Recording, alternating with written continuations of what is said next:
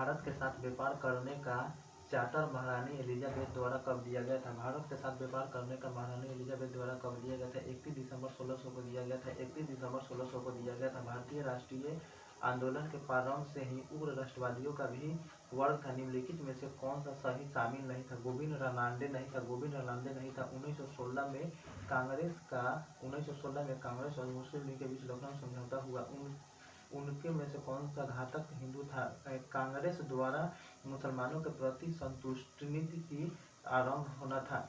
व्यक्तिगत सत्याग्रह किस governor general के काल में हुआ था? लॉर्ड लिंथिंगो के काल में हुआ था। व्यक्तिगत सत्याग्रह किस गवर्नर जनरल के काल में हुआ था? लॉर्ड लिंथिंगो के काल में हुआ था। व्यक्तिगत सत्याग्रह किस काल में हुआ था? लॉर्ड लिंथिंगो के कार्यकाल में हुआ था। भारतीय राष्ट्रीय कांग्रेस की पूर्ववर्ती संख्या में सबसे पहली और प्रमुख संस्था थी ब्रिटिश इंडिया एसोसिएशन थी। भारतीय राष्ट्रीय कांग्रेस की पूर्ववर्ती संस्थाओं की सबसे पहली और प्रमुख संस्था थी ब्रिटिश इंडिया एसोसिएशन थी। साइमन कमीशन की सिफारिश के संदर्भ में निम्नलिखित में से कौन सा एक कथन सही है? इसने केंद्र में द्विसदन विधायिका के उन्मूलन का सुझाव दिया था। इसने केंद्र में द्विसदनात्मक विधायिका का सुझाव दिया था। Dadabhai Naoroji British House of Commons के लिए चुने जाने वाले पहले भारतीय थे जिन्होंने किस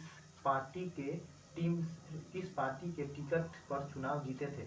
लिबर पार्टी के टिकट पर चुनाव जीते थे। Dadabhai Naoroji British House of Commons के लिए चुने जाने वाले पहले भारतीय थे जिन्होंने किस पार्टी के टिकट से चुनाव जीते थे? लिबर पार्टी के टिकट से चुनाव जीते थे। भारत पर हुनों का प्रथम आक्रमण किस शासन के समय में हुआ था? स्कंदगुप्त के समय में हुआ था। भारत पर हुनों का प्रथम आक्रमण किस समय में किसके शासनकाल में हुआ था? हुनों के आक्रमण के शासनकाल में हुआ था। ऐहोल अभिलेख किस शासनकाल के संबंधित है? ऐहोल अभिलेख किससे संबंधित होता है? पुलकेशिन द्वितीय से होता है। ऐहोल अभिलेख किससे संबंधित होता है? पुलकेशिन द्वितीय से होता है।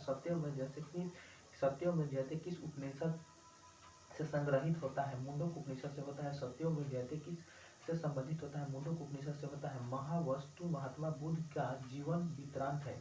इसका संबंध किस शाखा में होता है? महायान में होता है। अकबर द्वारा बनाए गए उपासना भवन का क्या नाम था? अकबर द्वारा बनाए गए उपासना भवन का क्या नाम था? इबादत खाना था।